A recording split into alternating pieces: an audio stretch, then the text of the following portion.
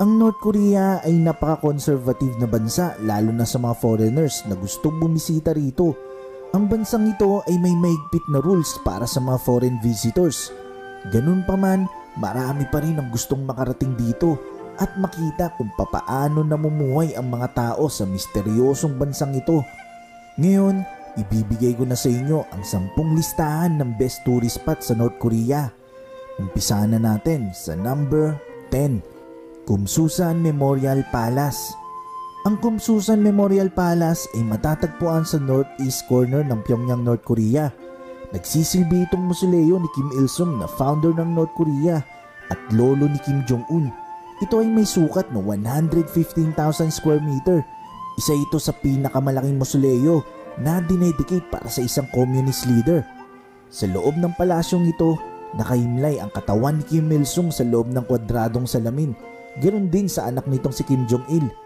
Di naman kayo malilito sa mga naging leader ng North Korea kasi sa buong kasaysayan, 3 pa lang naman sila. Mula sa lolo ni Kim Jong-un na si Kim Il-sung, tapos yung tatay niya na si Kim Jong-il, tapos si Kim Jong-un na mismo. Ang mga turista rito sa North Korea ay pwedeng makapasok sa loob ng mausoleo. Pero kung bahagi ka lamang ng official government tour, sa loob ng palasyo, bawal dito ang kumuha ng litrato, video, ang manigarilyo at sobrang pagdaldal. Number 9, Kim Il-sung Square. Ang lugar na ito ang pinakamalaking city square sa Central District ng Pyongyang, North Korea. Pinangalan nito sa dating founder ng bansa na si Kim Il-sung. Ito ay itinayo noong 1954. Bahagi ito ng master plan noon para sa reconstruction ng Kapitolyo matapos ang pagkawasak noong Korean War. Dito ginaganap ang mga samot-saring parada ng mga kasundaluhan ng North Korea para ipakita sa buong mundo ang kakayahan ng kanilang militar. Naging tanyag ang lugar na ito dahil sa mga military parade nito na pinapalabas sa kanilang official TV channel. Sa lugar na ito, as usual, hindi mawawala rito ang larawan ni Kim Il-sung at Kim Jong-il na nakadisplay sa building nito. Sa paligid naman ng square, makikita ang larawan ni Karl Marx na isang German philosopher at ni Vladimir Lenin na minsan naging head ng Soviet Union.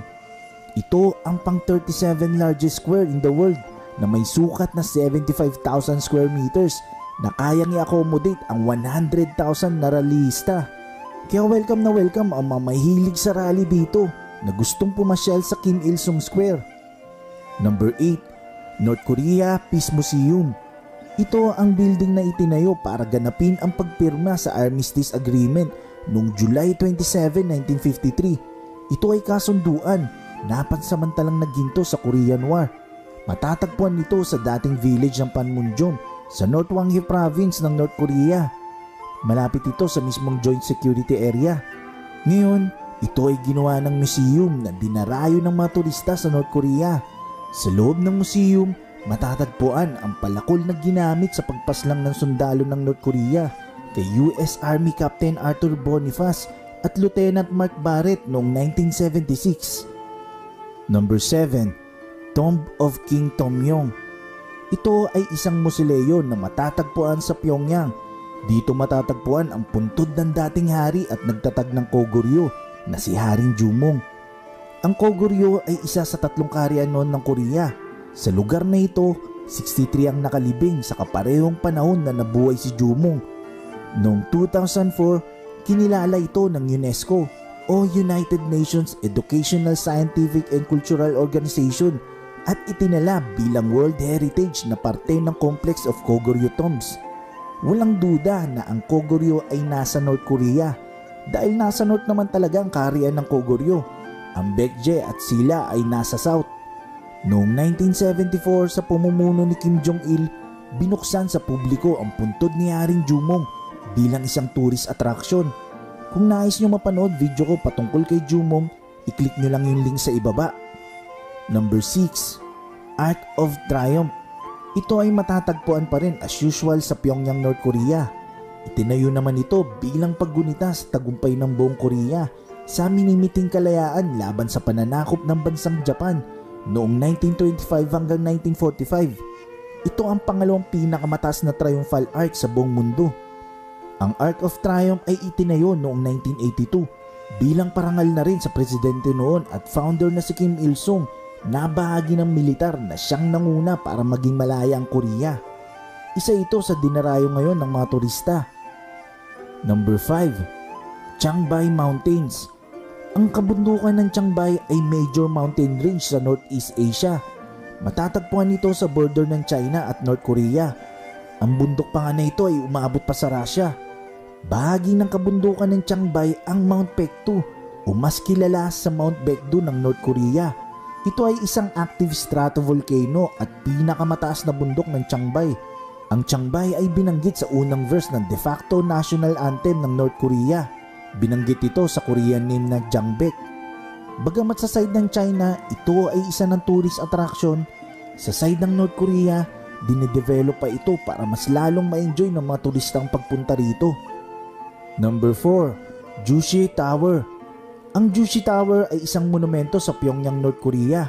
Pinangalan ito sa ideology na Juche na pinauso ni Kim Il-sung. Ang architectural style nito ay inspired sa pagoda na gawa sa bato noong bago pa maging moderno ang Korea.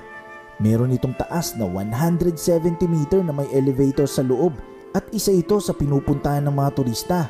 Mula sa itaas, matatanaw mo ang kabuuang itsura ng Pyongyang.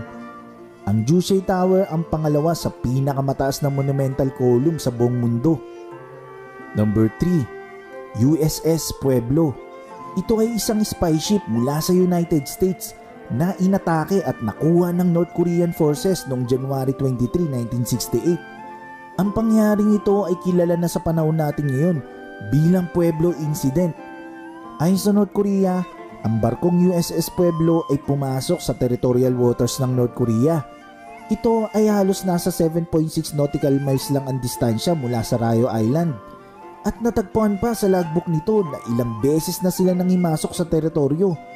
Ganun pa man, giniit ng United States na ang barko ay nasa international waters nang mangyari ang insidente.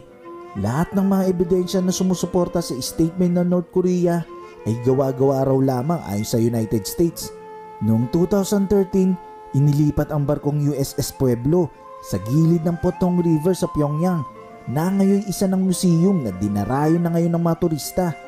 Ang museum ship na ito ay bahagi ng Victorious War Museum ng North Korea. Number 2. Mount Myeoyang. Ito ay bundok sa North Korea na napakasagrado. Ayon sa kasaysayan, ito raw ang tahanan ni Haring Jumong na nagtatag ng Kogoryo. Dinarayo ito dahil sa kakaibang hugis nito at napakabangong amoy sa paligid nito. Maliban sa napakagandang view nito, matatagpuan din ang Poyon Temple, isang Korean Buddhist temple na itinayo pa noong 11th century, panahon pa ng Koryo Dynasty.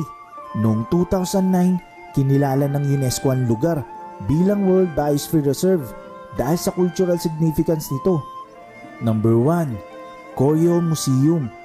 Ang Koryo Museum ay dinedicate para sa sinaunang Koryo Dynasty.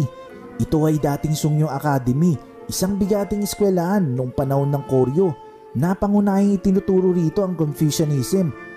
Ngayon, ginawa na itong museum na makikita ang klase ng buhay at kasaysayan ng Koryo Dynasty.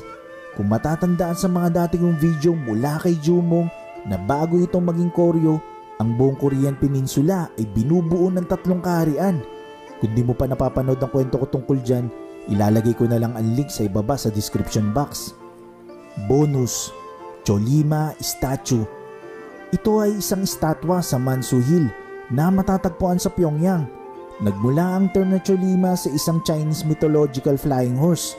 Ang monumentong ito ay sumisimbolo sa Cholima Speed o Cholima Movement na sa pamamagitan ng ideolohiya na pinopromote ng leader nito, magiging mabilis daw ang economic development ng bansa. Aba, akalain mo nga naman no. Wait lang kayo ba, naniniwala ba kayo na simbilis ng kabayo ang development ng economy ng North Korea? O medyo napipigilan ang bilis ng takbo ng kabayo at pag-usad nito dahil sa bigat ng nakasakay dito na siya nagpapatakbo nito? Bigyan ko kayo example hairstyle. Mukha bang pang millennial o pang 50s? Ayan, titigan nyo.